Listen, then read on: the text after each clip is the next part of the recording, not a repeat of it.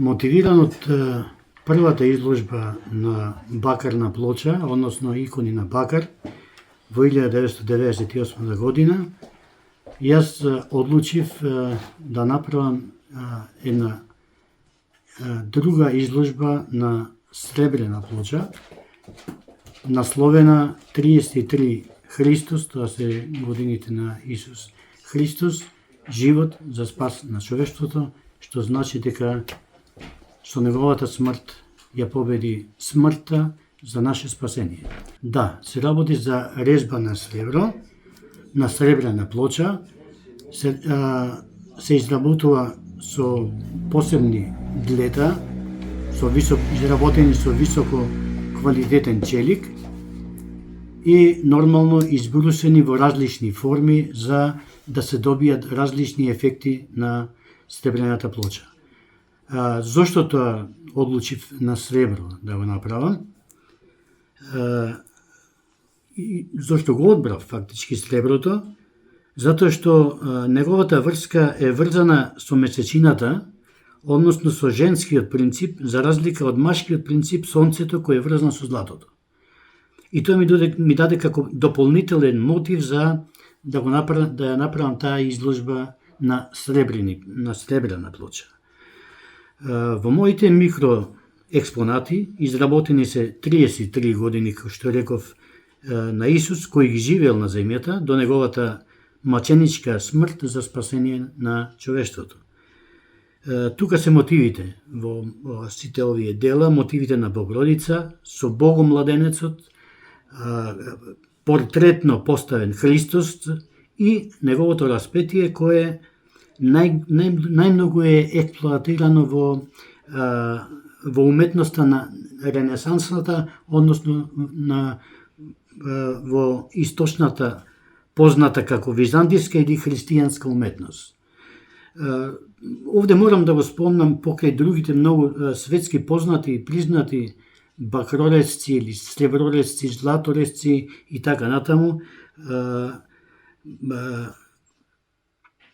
Клауд Мелан, кој во еден потек, почнувајќи од носот, со кружно вртење го оцртува ликот на Господ Исус Христос. Тоа може би беше и мојот најголем мотив за јас да почнам да работам со оваа техника. Морам да ве запознам, која ќе ме прашувате. Пред 2,5 години идејата ми дојде да ја направам оваа изложба и сакав тоа да го направам пред нашиот најголем христијански празник, Великден, и во тоа да се случи во Скопје, во Музеј на Македонија.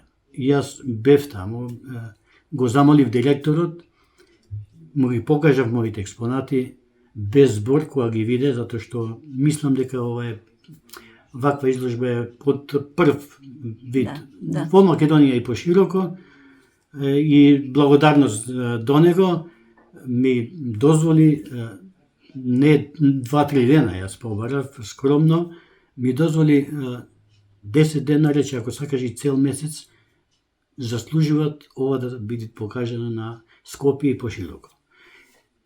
После тоа, мојата идеја беше истото тоа да го презентирам како изложба во Охрид, да го видат охриѓани. Затоа што не секој охриѓанец има можност да дојде во Скопје, посебно за да ја гледа изложбата, знаеме во какви услови живееме, јасно. Прво ушно разговарав, потоа и писмено доставив барање за да ми биде тоа возможно 2000, ланската година, 2023 година. Меѓутоа, поради зафатеност на термините, зашто јас искрено сакам таа изложба сакав да ја направам во музеот односно куќата на Робевци, затоа што најповеќе јас така мислам дека најповеќе таму одговара, бидејќи се работи за Господ Исус Христос, а јас пак тој дел на градот го викам царскиот град. Царот на сите земски, вонземски цареви е Господ Исус Христос. Нормално го прифатив тоа, дека нема термин и напишав ново барање, во кое барање побарав да се направи изложбата, да да прикажам ова година, 2024 година, меѓутоа не знам од кои причини, најверојатно можеби презафатено на просторот кај што барав, и ова година не сакам да речам не ми беше дозволено, меѓутоа не ја реализирав, што навистина мене ми е жал, не затоа што како јас сакав да ја прикажам, туку ми е жал затоа што премногу сакав да покажам дека во Охрид има уметници, творат, работат, создаваат нешто што е убаво, нешто што е посебно кога се работи за Господ Исус Христос, за Богородица, да го видат тоа и охриѓани, и Македонија, а и странците кои редовно доаѓаат во